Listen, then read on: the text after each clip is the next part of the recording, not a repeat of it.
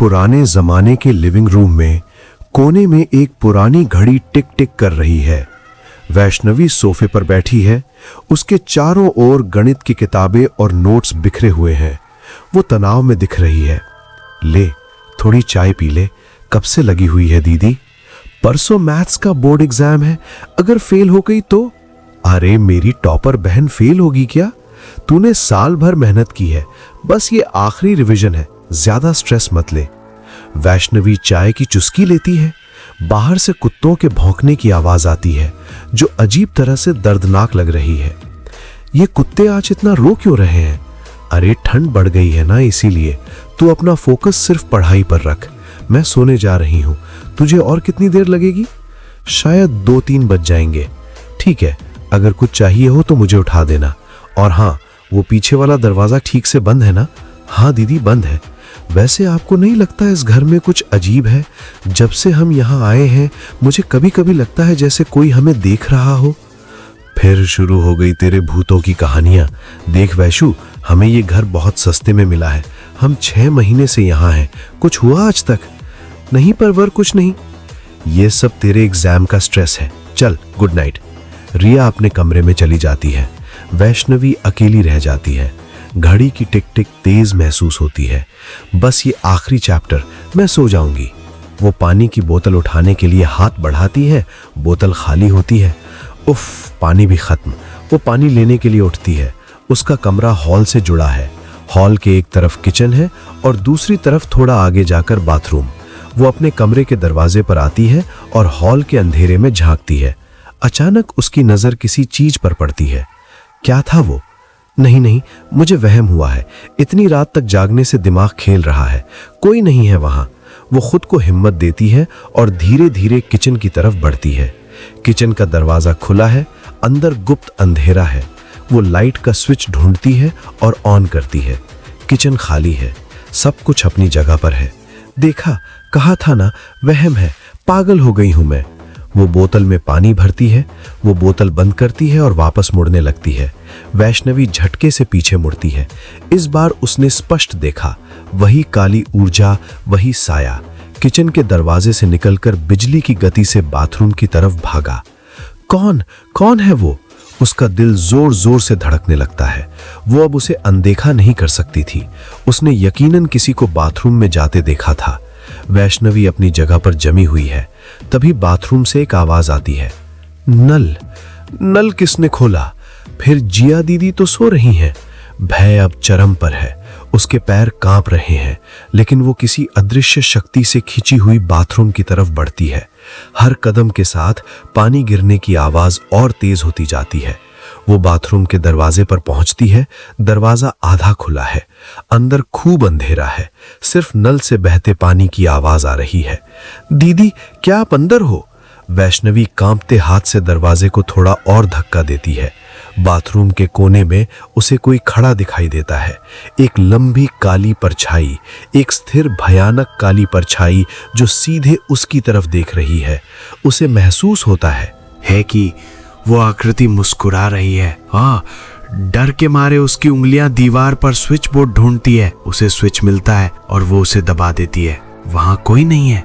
वो काली आकृति गायब हो चुकी है, लेकिन वॉश बेसिन का नल पूरी तेजी से खुला है और पानी बह रहा है। वैष्णवी लड़खड़ाते हुए आगे बढ़ती है और नल बंद करती है। उसने जो देखा था वो नहीं हो सकता था। वो अब एक पल भी वहां अकेले नहीं रह सकती थी। वैष्णवी दौड़ती हुई रिया के कमरे में घुसती है और उसे जोर जोर से झकझोरती है। दीदी उठो, प्लीज उठो। क्या हुआ वैशु, क्यों चिल्ला रही है? दीदी, घर में कोई है।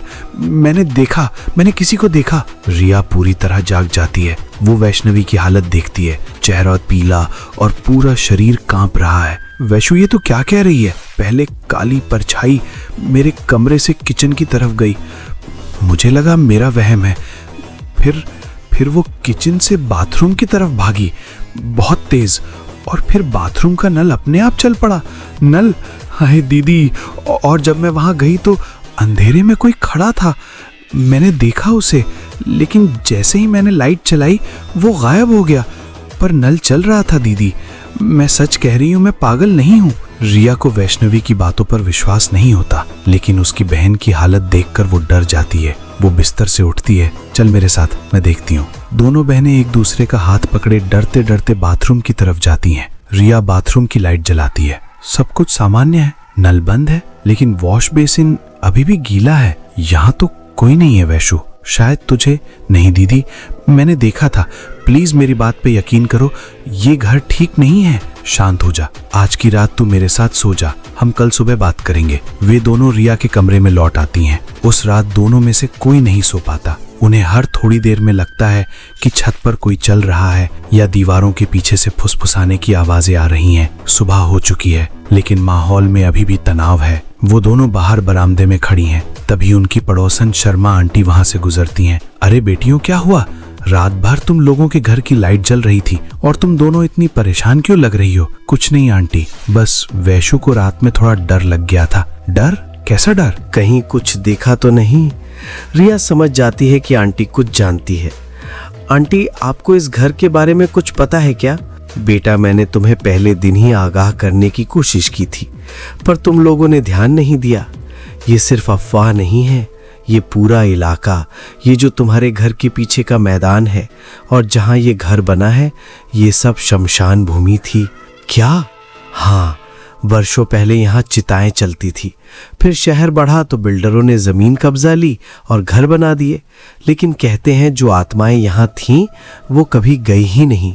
इस घर में तुमसे पहले भी जो लोग यहाँ रहे वो टिक नहीं पाए। तुम मकान मालिक ने हमें ये क्यों नहीं बताया? बेटा, उसे तो बस किराए से मतलब है। शर्मा आंटी चली जाती है, लेकिन उनकी बातें रिया और वैष्णवी के दिमाग में हथौड़े की तरह बसती रहती है। नहीं अंकल, हमें यहाँ नहीं रहना, हमें हमारा एडवांस वापस चाहिए। आपने हमसे झूठ बोला, मेरी बहन की तबीयत खराब हो गई है डर के मारे। क्या मतलब? आपको 1 महीना पहले नोटिस देना होगा। हम 1 रात भी और नहीं रह सकते यहाँ। वो मान नहीं रहा है, कह रहा है पैसे वापस नहीं मिलेंगे अगर तुरंत छोड़ा दो। पहाड़ में कहीं पैसे दीदी, हमें आज ही निकलना होगा। मुझे बहुत अजीब लग रहा है, जैसे जैसे वो चीज़ अभी भी यहीं है हमारे आसपास। ठीक है, हम आज रात किसी दोस्त के घर पर चलते हैं, कल सुबह आकर सामान ले जाएंगे। तू जा, जल्दी से ज़रूरी कपड़े पैक कर। वैष्णवी डरते डरते अपने कमरे की तरफ जाती है। दीदी, वो दौड़कर लिविंग रूम में आती है। रिया भी किचन की तरफ भागती है। किचन में बर्तन जमीन पर बिखरे पड़े हैं, जैसे किसी ने उन्हें गुस्से में फेंका हो। दोनों बहनें मुख्य दरवाजे की तरफ दौड़ती है। रिया दरवाजा खोलने की कोशिश करती है, लेकिन वो बाहर से बंद हो चुका होता है। कोई है? दरवाजा खोलो, ये बंद कैसे हो गया? दीदी, वो हमें जाने नहीं देना चाहता। दीदी पीछे देखो। रिया पीछे मुड़ती है।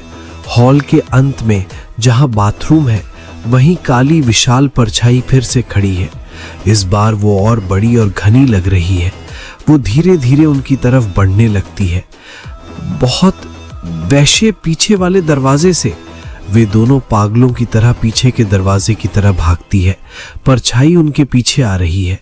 घर की हर चीज हिल रही है, जैसे कोई भूकंप आया हो। वो पीछे के दरवाजे पर पहुंचती है। शुक्र है वो अंदर से बंद था। जैसे ही वे दरवाजा खोलकर बाहर अंधेरे में कूदती है, उन्हें अपने ठीक पीछे एक भयानक चीख सुनाई देती है जो इंसान की नहीं हो सकती।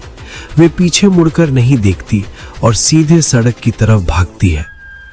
वर्तमान समय। वैष्णवी अब 12वीं पास कर चुकी है। वो कैमरे की तरफ देख रही है, जैसे अपना अनुभव बता रही हो।